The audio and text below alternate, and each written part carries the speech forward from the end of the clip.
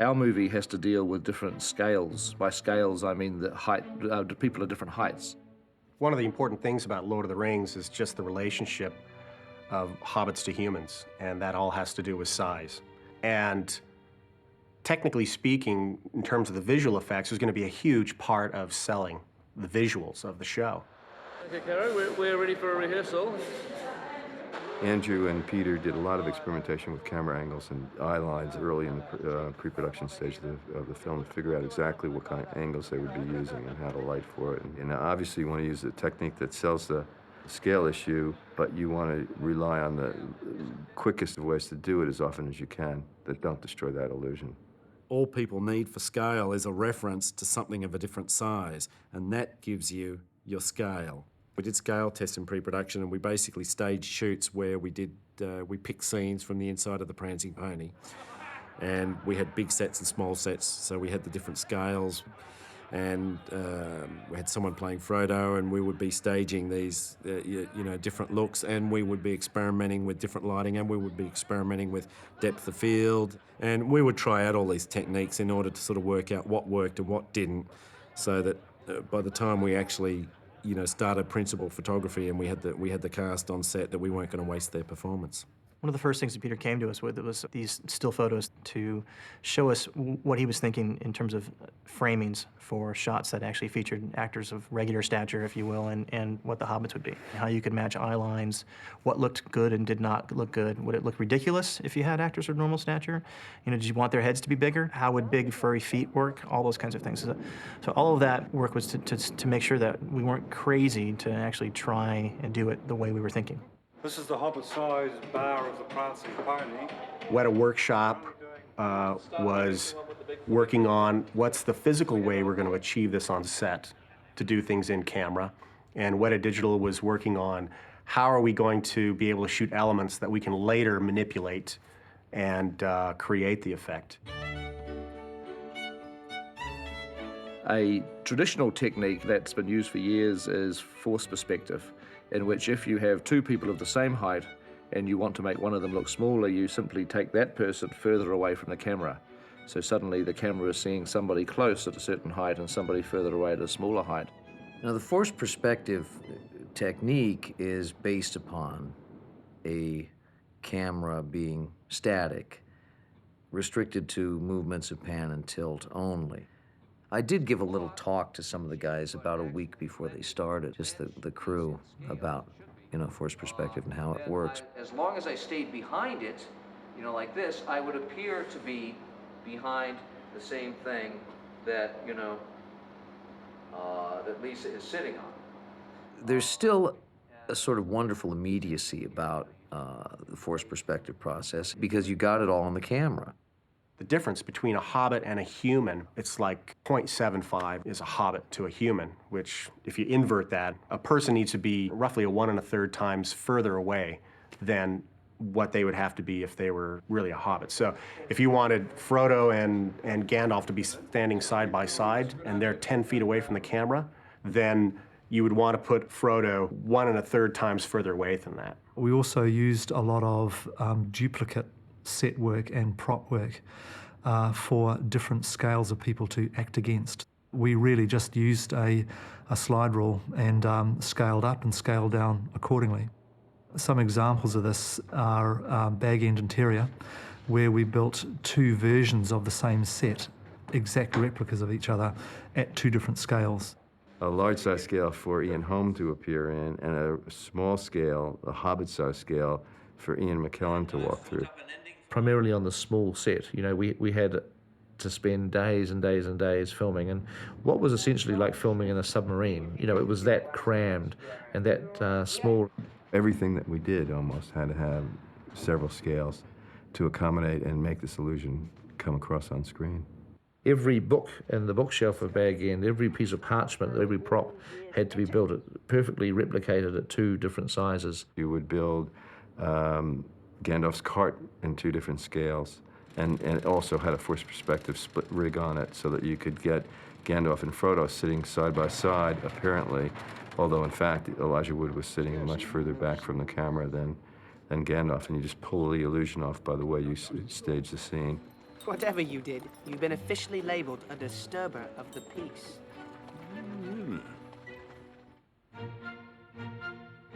What we've done with some of our forced perspective shots is be able to move the camera for the first time. That they were always techniques that required the camera to be locked off, because once you started to move the camera, it would give away the illusion of one person being further away when you're really wanting them to look like they're side by side. In order to get the camera alive, we started thinking about ways of using motion control in order to doing what we call moving forced perspective shots, using slave motion control bases.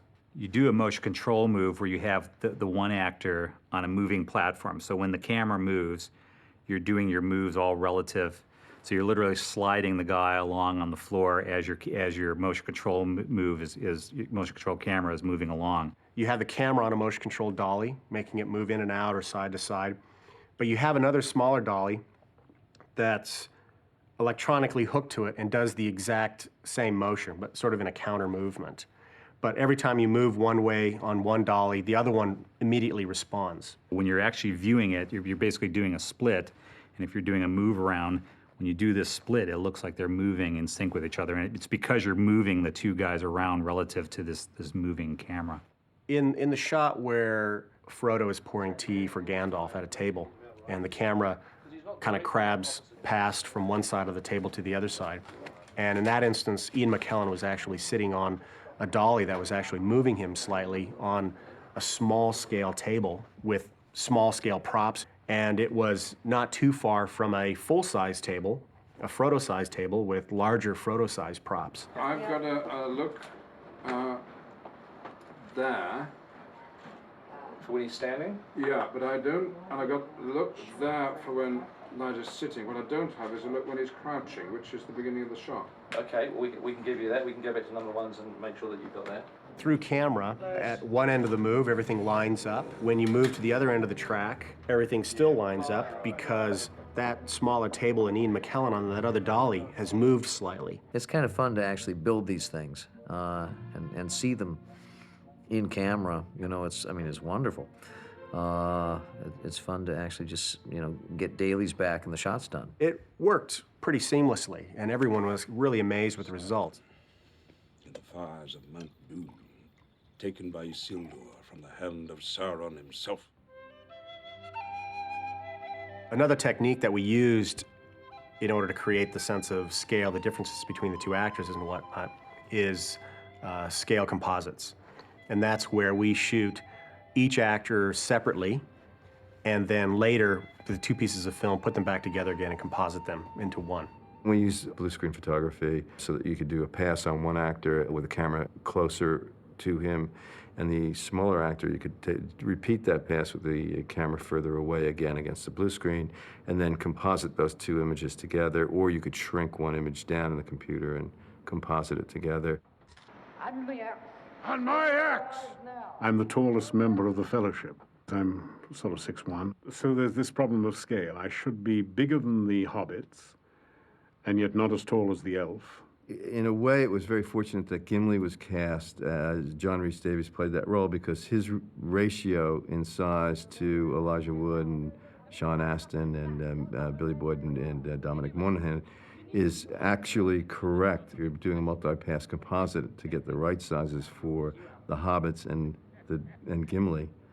You could photograph them all at the same time, and you'd only have to photograph separately the humans, Gandalf, Sean Bean, and Viggo Mortensen, in separate passes. So instead of having to do 3 passes for the 3 sizes, you could actually get away with 2 passes. 9 companions. So be it. You shall be the Fellowship of the Ring. Right. Where are we going? And when I first saw a completed bit of the film, which included a Hobbit and me, Ian Holm as Bilbo, half my size apparently on screen, and me, it was only halfway through the scene that I realized that all our trickery had worked and that I just accepted that he had been shrunk or that I'd been magnified. And my heart stopped for a moment, and I thought, not for the first time, we've made a very good film indeed. Just tea, thank you.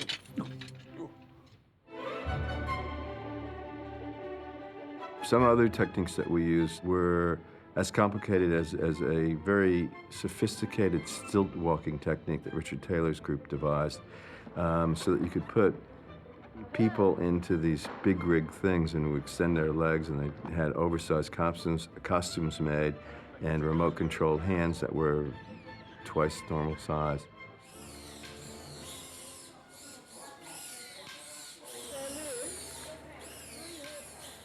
They're worn by very small performers who drive these big rigs around by climbing inside them.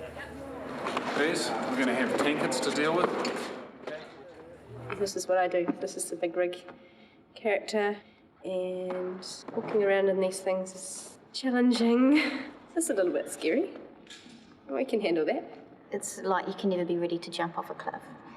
You just have to take a big breath and go for it. So when you go through the streets of Brie, or you go into Brie itself, there are a few big rigs used in that sequence. They could walk through the foreground or the background of a scene and make and be much larger than the hobbits. Peter was really good at kind of visualizing that and knowing his shots and knowing that if he's doing a shot where he's looking down in the bar and he has the hobbits there, he could literally have just guys with big clothes on and big rubber hands walking by, which sounds very corny, and you would never want to do that in a wide shot.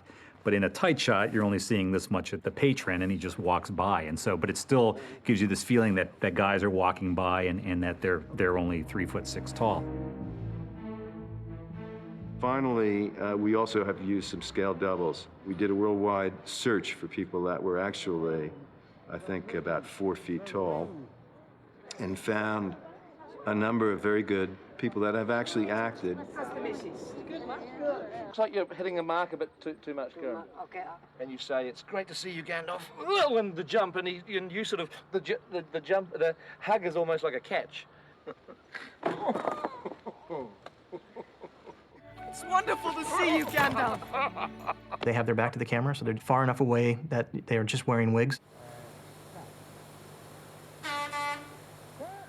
And in some cases, they're actually wearing prosthetic masks that are life casts of the actors that they're actually standing in for, that were done by Richard Taylor from the workshop. As silicon slip-on masks, where we've sculpted exact copies of the lead actors and then made small silicon masks of them that our scale doubles will wear and achieve a number of the more simply got shots. So for the wide shots, they would put our outfits on, put masks of our faces on, which was extremely bizarre, and they would kind of do the action. And we've got Big Paul, who's was one of our doubles, who is over 7 feet tall and huge and but perfectly proportioned. Paul is sitting at this moment in one of the oversized boats. We call him Tall Paul, which is sort of redundant because if you know him, you know how tall he is. So I mean, Paul's got to be 7 feet or more tall. 7'2". He's 7'2", and he's doubling Aragorn. We use them very sparingly in the film, but they also are part of the arsenal that help us create this feeling of size, perspective, and ratio. We did use face replacement in the film. There are a few scenes in the first film where an actor's face has been put on top of another stand-in's body. Frodo carrying him away from the bridge at Khazad-dûm. He's screaming for Gandalf. That's a face replacement shot. Again, a lot of the basic techniques that we're doing have been around in one form or another for a long time. And it's just a matter of, the tools are there. How are you going to use the tools for your situation? What I love is that we employed every trick from like absolute latest state-of-the-art digital technology to, rubber bands, chewing gum, like whatever you could drag out of a hat, all these old sleight of hands. For us, the approach was very much, let's use whatever will work. I think in New Zealand they call it number 8 fencing wire.